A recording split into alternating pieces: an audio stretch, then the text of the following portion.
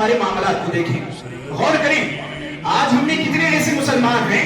کتنے ایسے ایک دوسرے کے خاص سگے بھائی ہیں، کتنے ایسے ایک دوسرے کے خاص بہن اور بھائی ہیں، کتنے ایسے باپ بیٹے ہیں، کتنے ایسے رشتہ دار ہیں جو ایک دوسرے سے بات تک نہیں کرتے. اگر جھگڑا ہوا ہے، مسئلے ختم ہو سکتے ہیں، بات کی جائے، گفتگو کی جائے، مسئلوں کا حل ممکن ہے. لیکن ہمارا طرز معاملہ ایسا ہے، ایک مسلمان ہونے کی حیثیت سے ایک دوسرے سے کلام تک کرنا پسند نہیں کرتے. ایسے شخص کے بارے میں نبی علیہ السلام نے فرمایا،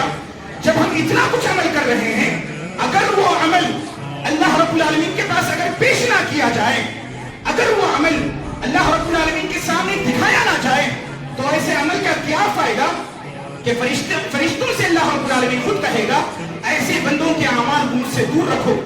اس وقت تک دور رکھو جب تک کہ وہ دو آدمی آپس میں ایک دوسرے سے بات نہ کر لیں، جب تک کہ وہ دو آدمی آپس میں ایک دوسرے کے جھگڑے کو ختم نہ کر دیں، جب تک کہ وہ دو آدمی آپس میں اپنے درمیان اختلاف کو ختم نہ کر دیں، صلح نہ کر لیں، جب تک ان کے فیصلے کو، ان کے اعمال کو مؤخر کر دیا جائے. بھائیوں، جب اعمال کی پیش کرائے جانے کا وقت ہے تو ہمارا اور آپ کا معاملہ ایسا ہے کہ ہمارے درمیان اختلاف ہے، ہمارے درمیان ایک دوسرے کے لیے حسد ہے، ہمارے درمیان ایک دوسرے کے لیے دشمنی ہے، ہمارے دلوں میں ایک دوسرے کے لیے قداوت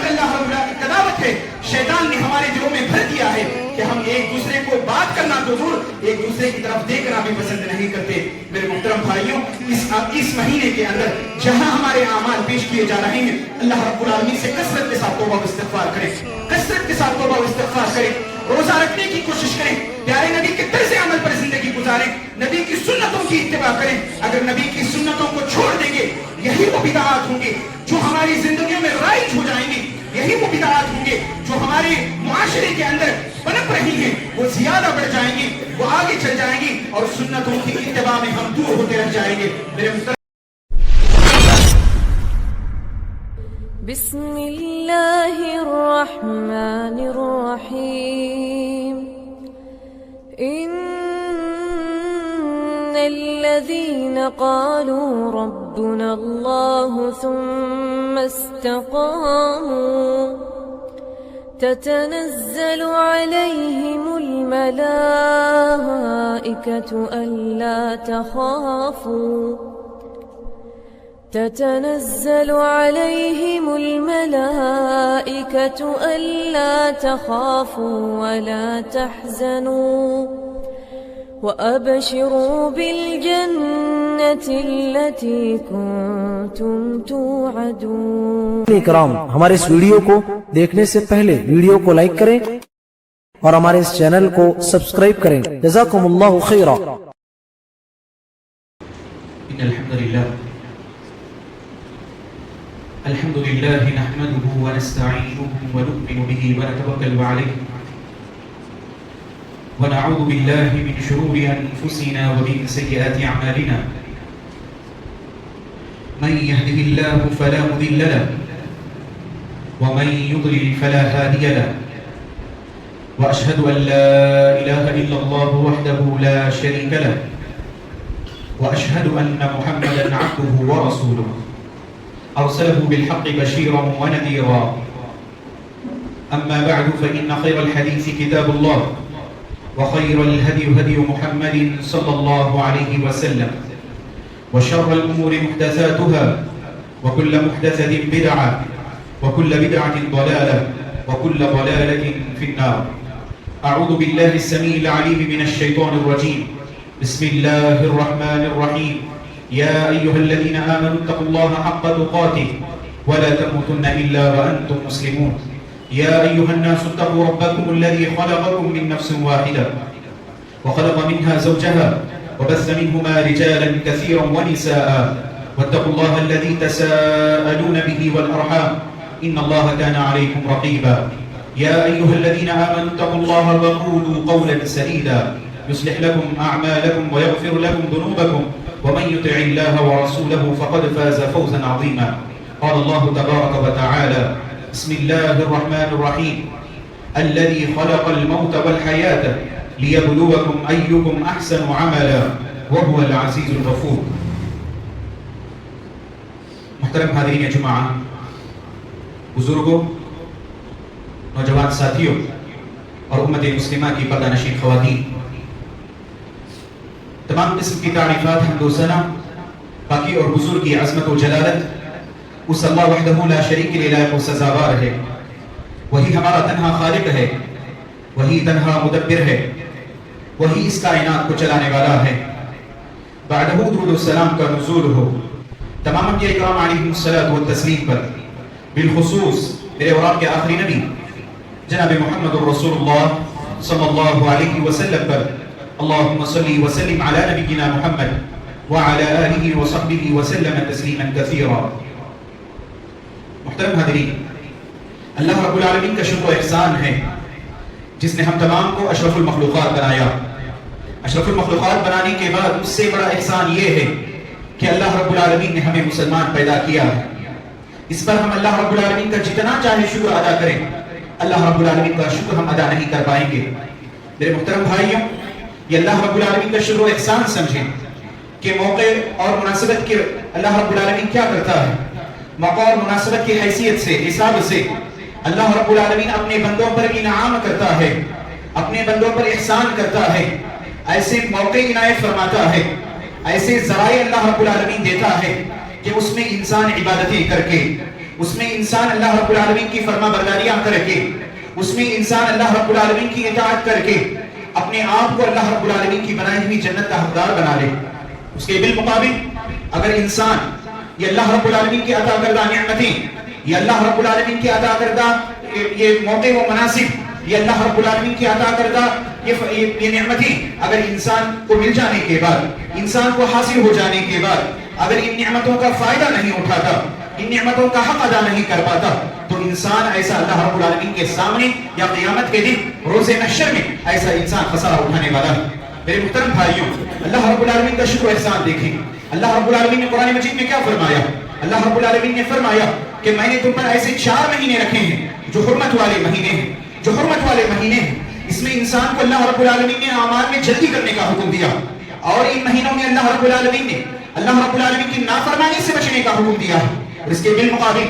ایک ایسا مہینہ ہم پر نافذ کیا، ایک ایسا مہینہ ہم کو اللہ رب العالمین نے دیا جس کا تذکرہ کرتے ہوئے اللہ رب العالمین نے قرآن مجید میں ارشاد فرمایا، شہر رمضان الذی انزل فیہ القرآن، کہ اللہ رب العالمین نے فرمایا یہ ایسا مہینہ ہے جس میں اللہ رب العالمین نے قرآن مجید کو نازل کیا۔ میرے محترم بھائیوں، یہ موقع، یہ اللہ رب العالمین کی طرف سے عنایت کردہ یہ مہینے، یہ ہمیں اس بات کی طرف اشارہ کرتی ہیں کہ اللہ رب العالمین کی عبادت میں جلدی کریں، اعمال کی طرف آگے بڑھیں، نیک اعمال میں جلدی کریں، اللہ رب العالمین کی نافرمانیوں سے بچیں، رسول اللہ صلی اللہ علیہ وسلم کی اطاعت و فرما برداری کریں۔ اس کے بالمقابل یہ ایسے مہینے ہیں اگر اس میں نافرمانیاں اگر بندہ کرتا ہے تو اللہ کے رسول صلی اللہ علیہ وسلم نے کیا فرمایا؟ جس طرح ان مہینوں میں اعمال کرنے پر، کار خیر کرنے پر، اچھے کام کرنے پر اللہ رب العالمین اعمال کو بڑا چڑھا کر عطا کرتے ہیں، اگر ان مہینوں میں برائیاں کرتا ہے، اپنے آپ کو گناہوں سے بچاتا نہیں ہے، اپنے آپ کو اللہ اور اس کے رسول کی نافرمانی میں لگاتا ہے، ایسے شخص کے بارے میں کیا فرمایا کہ جس طرح نیک عمل کرنے پر اللہ رب العالمین ثواب عطا کرتے ہیں، اسی طرح کار خیر کے بجائے برے اعمال کرنے پر، گناہ کے کام کرنے پر ایسے بندے کے لیے عذاب اور اللہ رب العالمین گناہ لکھ دیا، اللہ رب العالمین کے نزدیک گناہ لکھ دیا جاتا ہے۔ میرے محترم بھائیوں، اسی طرح یہ جو مہینہ ہے جو ہمیں نصیب ہوا ہے، یہ ماہ شعبان کا مہینہ ہے، یہ ماہ شعبان کا مہینہ ہے۔ اللہ کے رسول صلی اللہ علیہ وسلم کی احادیث کو پڑھیں، پیارے نبی علیہ الصلوۃ والسلام کے نزدیک اس مہینے کی کتنی اہمیت تھی، اللہ کے نبی علیہ الصلوۃ والسلام کا کیا طرز عمل تھا، صحابہ کرام رضوان اللہ علیہم اجمعین اللہ کے نبی علیہ الصلوۃ والسلام کے ساتھ مل کر اس مہینے میں کیسے اعمال کرتے تھے۔ ہم اور آپ کو اللہ کے نبی علیہ الصلوۃ والسلام کی احادیث پر غور کرنے کی ضرورت ہے۔ میرے محترم بھائی، ہم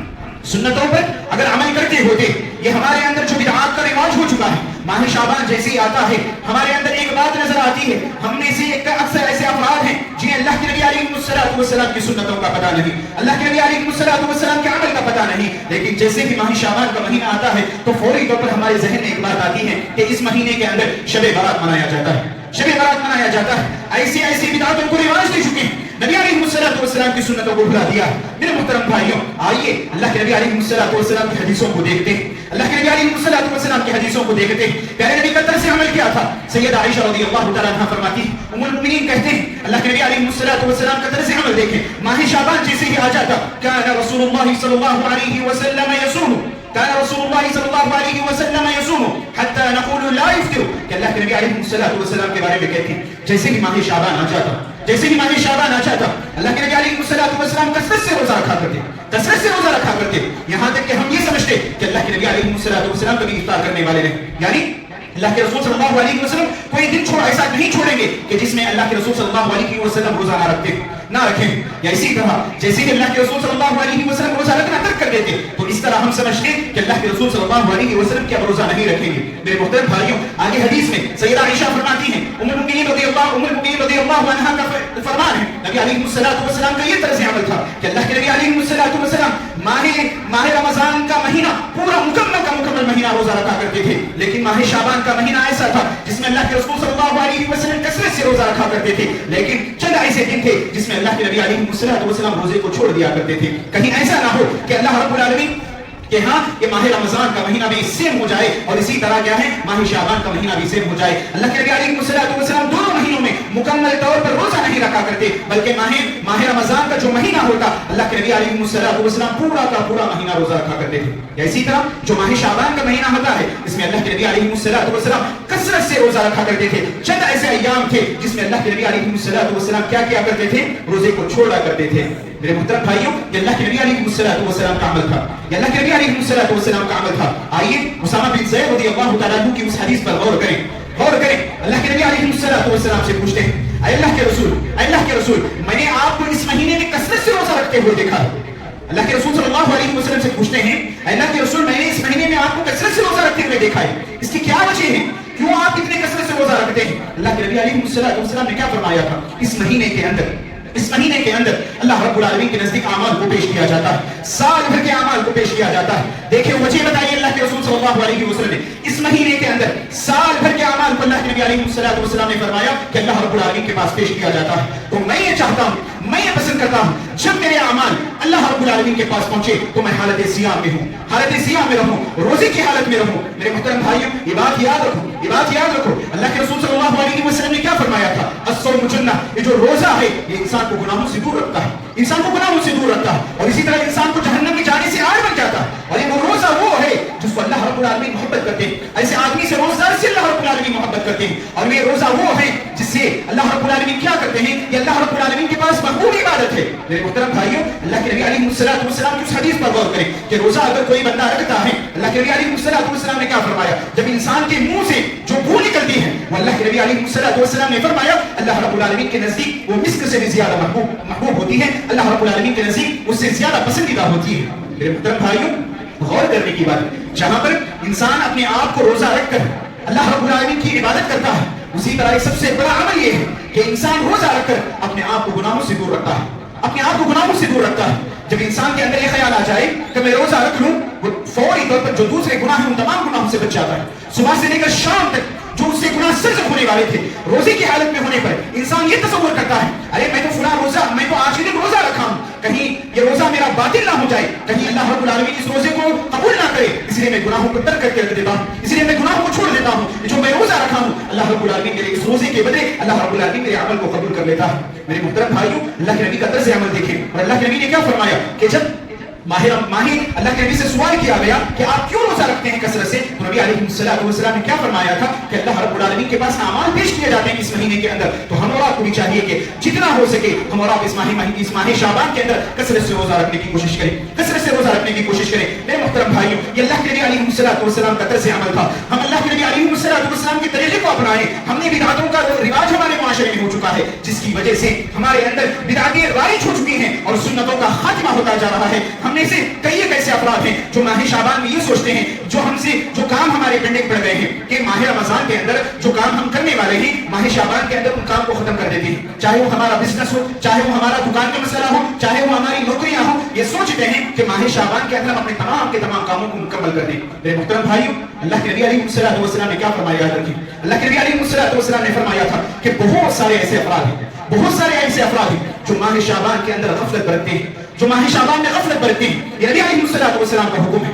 اللہ کے نبی نے فرمایا تھا کہ بہت سارے ایسے افراد ہیں جو ماہ شعبان میں غفلت برتتے ہیں۔ میرے محترم بھائیوں، آج ہمارا حال وہی ہے، کیونکہ ماہ شعبان جیسے ہی آ جاتا ہے ہم یہ سوچتے ہیں کہ ماہ رمضان سے پہلے ہم اپنے کاموں کو مکمل کر لیں, ہم اپنے کاموں کو ختم کر لیں. ماہ رمضان کی تیاری میں ہم ماہ شعبان میں ایسے اپنے آپ کو لگا دیتے ہیں. میرے محترم بھائیوں, اللہ کے نبی کا طرز عمل دیکھیں. اللہ کے نبی کثرت سے روزہ رکھا کرتے. اللہ کے نبی علیہ الصلوۃ والسلام آگے بڑھ چڑھ کر عبادتوں میں جلدی کیا کرتے تھے. تو ہم اور آپ کو بھی چاہیے ہم ان غافل افراد میں سے نہ ہو جائیں, ہم ان جیسے لوگوں میں سے نہ ہو جائیں جن کے بارے میں نبی علیہ الصلوۃ والسلام نے فرمایا کہ اس ماہ شعبان کے اندر بہت سے افراد ایسے ہیں جو غفلت میں ہوتے ہیں, جو غفلت کا شکار ہوتے ہیں, جو سستی میں ہوتے ہیں, جو اپنے آپ کو عبادتوں سے دور رکھتے ہیں. میرے محترم بھائیوں, غور کرنے کی بات ہے. اللہ کے نبی علیہ الصلوۃ والسلام کا طریقہ صحابہ کرام رضوان اللہ علیہم اجمعین کی زندگی کو دیکھنے کی ضرورت ہے. میرے محترم بھائیوں,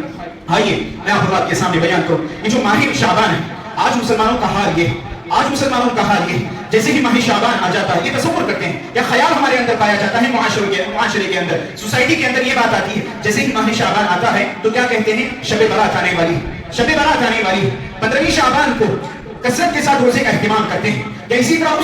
اس تاریخ کو 15ویں شعبان کو روزہ رکھتے ہیں, یا اس رات کو کثرت کے ساتھ نمازوں کا اہتمام کرتے ہیں. میرے محترم بھائیوں, ایک بات یاد رکھیں, جتنی احادیث ہیں اس مسئلے میں آئی ہیں خاص طور پر 15ویں شعبان کو لے کر, وہ تمام کی تمام حدیثیں موضوع ہیں, وہ تمام کی تمام حدیثیں جھوٹی ہیں, وہ تمام کی تمام حدیثیں ضعیف ہیں. میں آپ اللہ کے سامنے بیان کروں. اللہ کے نبی علیہ الصلوۃ والسلام کی طرف سیدنا علی رضی اللہ تعالیٰ عنہ کی جانب سے ایک حدیث منسوخ کی جاتی ہے. اس میں اللہ کے نبی علیہ الصلوۃ والسلام نے فرمایا تھا, اے علی, جیسے ہی تم نصف شعبان کو پہنچ جاؤ, 15ویں تاریخ کو جیسے ہی تم پہنچ جاؤ تو کیا کرو,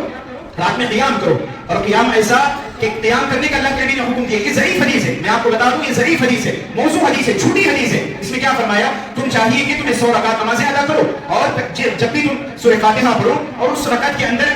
10 مرتبہ قل هو اللہ احد سورۃ الاخلاص کی تلاوت کرو. میرے محترم بھائیوں, اللہ کے نبی علیہ الصلوۃ والسلام سے ایسی حدیثیں منسوخ نہیں, یہ جھوٹی روایت ہے, یہ ضعیف روایت ہے. اللہ ابن قیم رحمہ اللہ فرماتے ہیں کہ جو آدمی اللہ کے نبی علیہ الصلوۃ والسلام کی سنتوں کو جانتا ہو, جو آدمی اللہ کے نبی علیہ الصلوۃ والسلام کے احادیث کو جانتا ہو, جو آدمی اللہ کے نبی علیہ الصلوۃ والسلام اور صحابہ کرام رضوان اللہ علیہم اجمعین کی زندگی کو دیکھا ہو, اس کی خوشبو محسوس کیا ہو, پتہ نہیں وہ آدمی ایسی ضعیف اور منگڑت حدیثوں کا کیسے شکار ہو جاتا ہے, کیسے ان حدیثوں کو قبول کر لیتا ہے. میرے محترم بھائیوں, یہ ضعیف حدیثیں ہیں جس میں ہم کیا کرتے ہیں, ہمارا معاشرہ یہ کرتا ہے کہ ضعیف حدیثوں کی اتباع میں لگ کر اس رات کو یہ تصور کرتے ہیں کہ روحوں کا آنا, کہ جو مردہ افراد ہیں ان کا گھروں میں آنا ہوتا ہے, یہ تصور کرتے ہیں. حلوہ پکایا جاتا ہے, قبروں کی زیارتیں کی جاتی ہیں. میرے محترم بھائیوں, قبروں کی زیارت کرنے کا اللہ کے نبی علیہ الصلوۃ والسلام نے حکم دیا. اللہ کے نبی علیہ الصلوۃ والسلام نے اپنے اوائل اسلام میں منع کیا تھا, لیکن آخر میں اللہ کے نبی علیہ الصلوۃ والسلام نے کیا فرمایا کہ قبروں کی زیارت کرو. قبروں کی زیارت اس لیے کرو کہ تمہیں موت کی یاد تازی ہو جائے گی, لیکن خاص کر کے 15ویں شعبان کو اللہ کے نبی علیہ 15ویں شعبان کو قبروں کی زیارت کرنا یہ اللہ کے نبی علیہ الصلوۃ والسلام سے ثابت نہیں ہے. میرے بھائیوں, جا کر قبروں کی زیارت کرتے ہیں اور وہاں پر جا کر چراغا کرتے ہیں, وہاں پر جا کر پھولوں کو چڑھاتے ہیں. میرے محترم بھائیوں, کیسا اسلام ہے, یہ کیسا اسلام ہے. نبی علیہ الصلوۃ والسلام نے اس کی تعلیم نہیں دی. اللہ کے نبی علیہ الصلوۃ والسلام سے اور صحابہ کی زندگی سے اس کا کوئی ثبوت نہیں ملتا ہے کہ 15ویں شعبان کو اللہ کے رسول صلی اللہ علیہ وسلم نے حلوہ تیار کیا تھا, یا اسی طرح اللہ کے نبی قبروں کی زیارت کو جایا کرتے تھے, یا اسی طرح روحوں کا آنا یہ اللہ کے نبی علیہ الصلوۃ والسلام سے ثابت نہیں ہے. میرے بھائیوں, ہمارا کو جو عمل کرنے کی ضرورت ہے وہ کیا ہے, کثرت سے توبہ و استغفار کرنے کی ضرورت ہے. جب اللہ کے نبی علیہ الصلوۃ والسلام نے فرمایا کہ تمہیں چاہیے کہ کثرت سے روزہ رکھو, اللہ کے نبی علیہ الصلوۃ والسلام کثرت سے روزہ رکھتے تھے. اگر ہمیں میسر ہو, اللہ نے ہمیں توفیق دی, اگر اللہ ہمیں استطاعت دے تو ہمیں چاہیے کہ کثرت سے روزہ رکھنے کی کوشش کریں. اس کے بالمقابل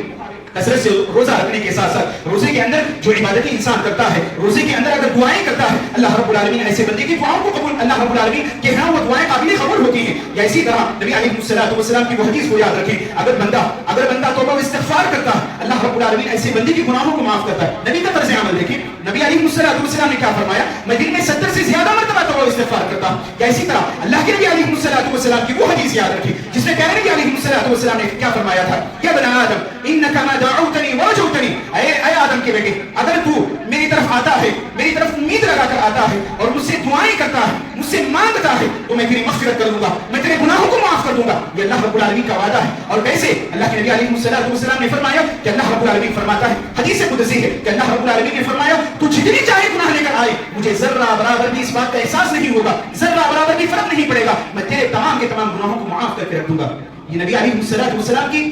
جانب سے حدیث ہے. اللہ رب العالمین فرماتا ہے اسی حدیث کے اندر آگے اللہ رب العالمین کیا فرماتے ہیں, غور کریں. یا ابن آدم, اے آدم کے بیٹے, اگر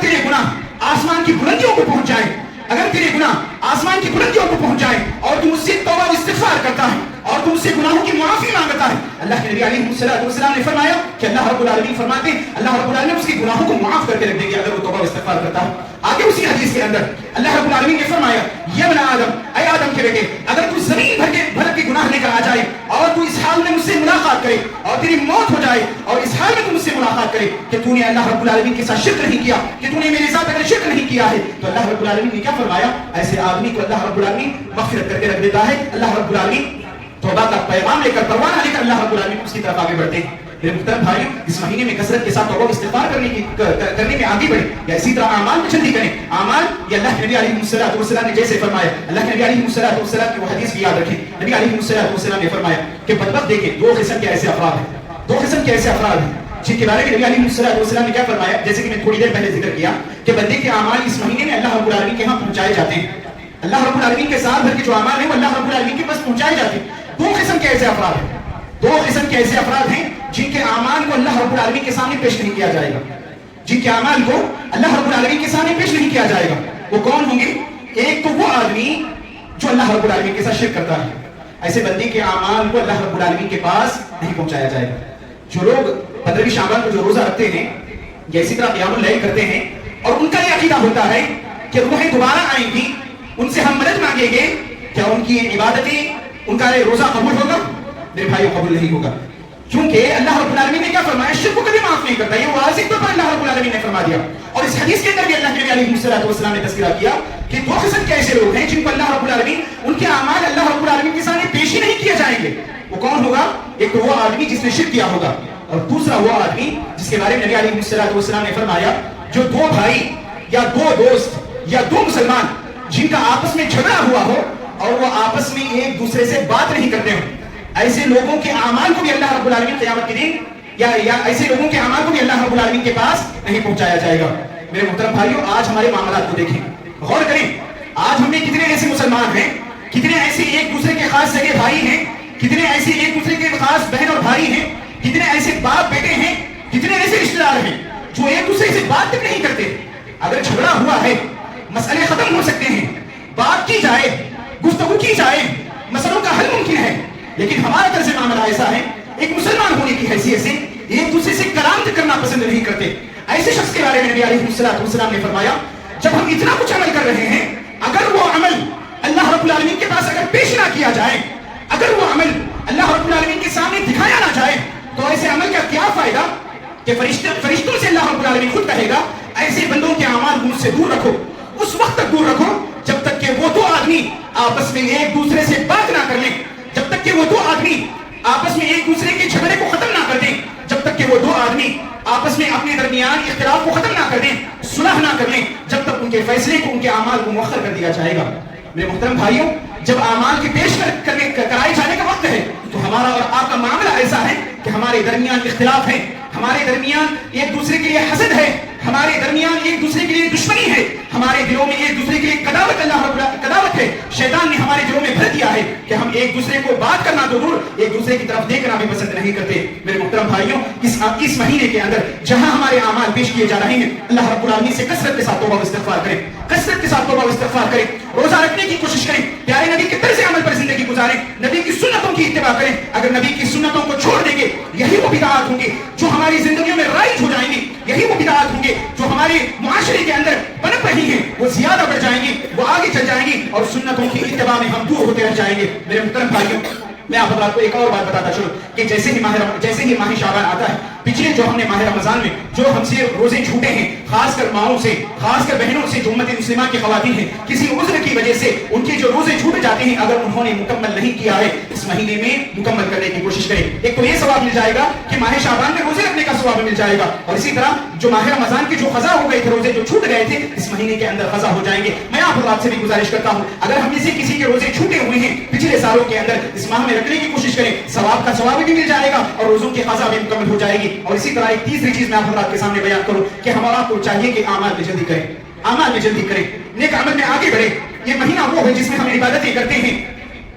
اس کے بعد کا مہینہ ماہ رمضان کا مہینہ، ماہ رمضان جیسی ہی آتا ہے، اس کی آمد یہ خوشی الگ ہوتی ہے۔ یہ ماہ سلف کا معاملہ ایسا تھا کہ 6 مہینوں تک باضابطہ دعائیں کیا کرتے تھے، اللہم بلغنا رمضان، اللہم بلغنا رمضان۔ اور ہم ایسے ہیں کہ ہمیں ماہ رمضان جیسے ہی گزر جاتا ہے، ہماری مسجدیں تو خالی ہو جاتی ہیں، इल्ला माशाअल्लाह चंद ऐसी मसाजिद होंगी जो भरेंगे, पंच वक्ता नमाजों में मुसल्ली आएंगे, लेकिन माह रमजान जैसे ही गुजर जाता है हमारी वही रविश हम इख्तियार कर बैठते हैं। मेरे मुहतरम भाइयों, इस महीने में बढ़ चढ़ कर इबादतें करें, अल्लाह रब्बुल आलमीन से अपने गुनाहों की माफी मांगे। तो आमाल को पेश किया जाने वाला महीना है, इसीलिए अल्लाह के नबी अलैहिस्सलाम की वो हदीस भी याद रखें जिसमें अल्लाह के नबी अलैहिस्सलाम ने फरमाया कि आमाल जैसे ही पेश किया जाते हैं अल्लाह रब्बुल आलमीन बहुत से बंदों की, बहुत सारे बंदों की अल्लाह रब्बुल आलमीन इस महीने में मग़फ़िरत भी करते हैं। अल्लाह रब्बुल आलमीन बंदों को जहन्नम से आजाद भी करते हैं, अल्लाह रब्बुल आलमीन बंदों के गुनाहों को माफ भी करते हैं। मेरे मुहतरम भाइयों, क्या हम ये नहीं चाहते, क्या हम ये पसंद नहीं करते कि अल्लाह रब्बुल आलमीन हमारे गुनाहों को माफ करे? जिंदगी सुबह से लेकर शाम तक, सर से लेकर पैर तक गुनाहों ने मुलव्विस है। मेरे भाइयों, अल्लाह रब्बुल आलमीन बार बार इस बात की तरफ इशारा करता है, वसारिउ इला मग़फ़िरतिन मिन रब्बिकुम व जन्नतिन अर्दुहा, कि अल्लाह रब्बुल आलमीन ने फरमाया वसारिउ, जल्दी करो, दौड़ो, किस चीज की तरफ? अल्लाह रब्बुल आलमीन की मग़फ़िरत को हासिल करने की तरफ, अल्लाह रब्बुल आलमीन की बनाई हुई जन्नत की तरफ। अर्दुहा अस्समावाति वल अर्द, कि अल्लाह रब्बुल आलमीन ने फरमाया उसकी चौड़ाई कितनी, जमीन और आसमान के बराबर अल्लाह रब्बुल आलमीन ने रखी। मेरे मुहतरम भाइयों, ये चंद बातें थी मैं आप आपके सामने बयान करना चाहता था। जरूरत इस बात की है मैं आप आपके सामने बयान करूं कि जैसे ही हमने माह शाबान की बिदअतों के बारे में सुना है, जो हज़रात हमारे मुआशरे में होते हैं उनको मस्जिद के इमाम साहब तक लाएं, उनको इस बारे में बताएं कि माह शाबान की क्या बिदअत है। हमने इस बात को सुना है तो हम और आपको भी चाहिए कि दूसरों तक पहुंचाने की कोशिश करें। अगर हमें नहीं होता कम से कम मस्जिद के इमाम की तरफ लाएं, उनको बढ़ाकर लाएं, इंशाअल्लाह वो समझाएंगे, बिदअत से दूर हो जाएंगे, मुआशरा बिदअत से बरी हो जाएगा, मुआशरा बिदअत से सही हो जाएगा, बिदअत से अच्छे अमाल की तरफ आ जाएगा। इससे बढ़कर क्या होगा, अगर कोई आदमी आपकी वजह से सुधर रहा है, कार्य खैर में आगे बढ़ रहा है, अल्लाह रब्बुल आलमीन की तरफ वापस आ रहा है, नबी अलैहिस्सलाम के तरीके पर वापस आ रहा है, तो समझ जाए कि हमारी आखिरत में कामयाबी के लिए जरिया बन जाएगा, अल्लाह रब्बुल आलमीन के सामने हुज्जत कायम हो जाएगी। मेरे मोहतरम भाइयों, हम आपको भी चाहिए कि माह शाबान की जो फजीलतें हैं, माह शाबान की जो सुन्नतें हैं, नबी अलैहिस्सलाम का क्या तरीका था, इस पर गौर करने की जरूरत है। अल्लाह के नबी अलैहिस्सलाम की सुन्नतों को अपनाने की जरूरत है। रोज़ों को कसरत से रखें, तौबा व इस्तिग़फ़ार करें, अल्लाह रब्बुल आलमीन से अपने गुनाहों की माफी मांगे, अल्लाह रब्बुल आलमीन से गिड़गिड़ाएं। अल्लाह रब्बुल आलमीन जरूर हमारे गुनाहों को माफ करने वाले हैं। इसी तरह अपने अमाल में जल्दी करने की कोशिश करें। आमीन सुम्मा आमीन। अक़ूलु क़ौली हाज़ा अस्तग़फ़िरुल्लाह ली व लकुम व लिसाइरिल मुस्लिमीन मिन कुल्लि ज़ंब फ़ास्तग़फ़िरूहु इन्नहु हुवल गफ़ूरुर रहीम व आख़िरु दअवाना अनिल हम्दुलिल्लाहि रब्बिल आलमीन।